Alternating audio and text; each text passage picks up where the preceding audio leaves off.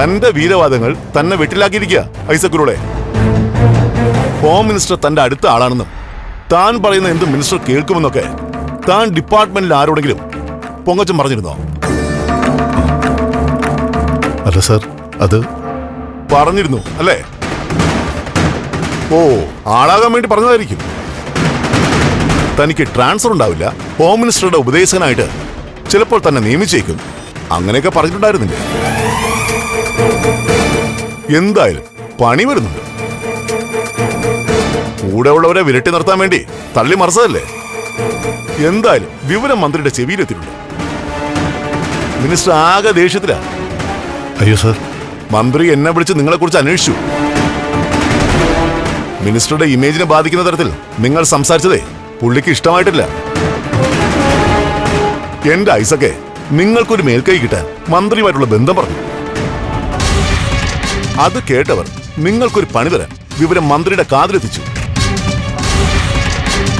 അതായത് വെളുക്കാൻ തേച്ചത് പാണ്ടായി. സ്വന്തം കഞ്ഞിയിൽ താൻ തന്നെ പാറ്റയിട്ടു. സർ, ഞാനത് ഒരു തമാശ പോലെ പറഞ്ഞതാ.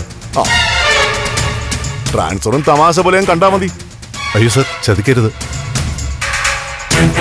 ദൂരെയെങ്ങും പോകാനുള്ള ഒരു സാഹചര്യത്തിലല്ല ഞാനിപ്പോ. അതൊക്കെ നേരത്തെ ഓർക്കണമായിരുന്നു.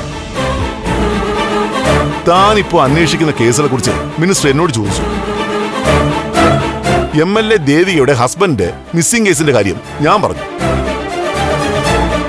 ആ കേസിന് തുമ്പൊന്നും കിട്ടിയില്ലെന്ന് ഞാൻ അറിയിച്ചപ്പോ പുള്ളി വയലന്റായി.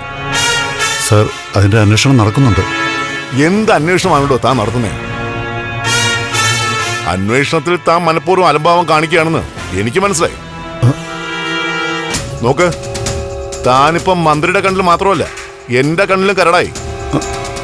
അയ്യോ സർ, ആ മിസ്സിംഗ് കേസിന് എത്രയും പെട്ടെന്ന് തുമ്പുണ്ടാക്കണം. നന്ദനെ കണ്ടുപിടിക്കണം. ഇല്ലെങ്കിൽ ഞാൻ മന്ത്രിക്ക് റിപ്പോർട്ട് ചെയ്യും. ട്രാൻസ്ഫർ അല്ല, സസ്പെൻഷൻ തന്നെ തനിക്ക് കിട്ടിയിരിക്കും. സർ, തീർച്ചയായും ഞാൻ ഉടൻ തന്നെ. മതി മതി. MLAയുടെ ഹസ്ബൻഡിനെ കണ്ടുപിടിച്ചിട്ട് റിപ്പോർട്ട് ചെയ്യും. എന്നിട്ട് മതി ഇനി സംസാരം.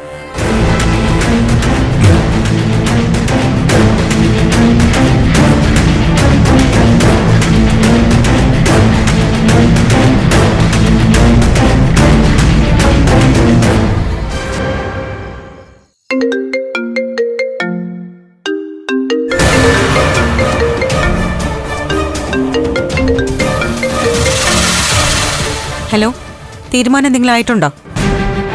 തീരുമാനം നീയല്ലേ എടുക്കേണ്ടത് ദേവിക. അപേക്ഷിക്കാൻ മാത്രമേ എനിക്കിപ്പോ കഴിയൂ. ദയവായിട്ട് എന്റെ മോനെ വിട്ടയക്കണം. അത് ഞാൻ പറഞ്ഞല്ലോ. നന്ദുനെ എപ്പോ തിരിച്ചയക്കുന്നോ അപ്പൊ ഋഷിയും തിരിച്ചെത്തും. പറഞ്ഞില്ലേ ദേവിക, നന്ദൻ എവിടെയാണെന്ന് എനിക്ക് അറിയില്ല.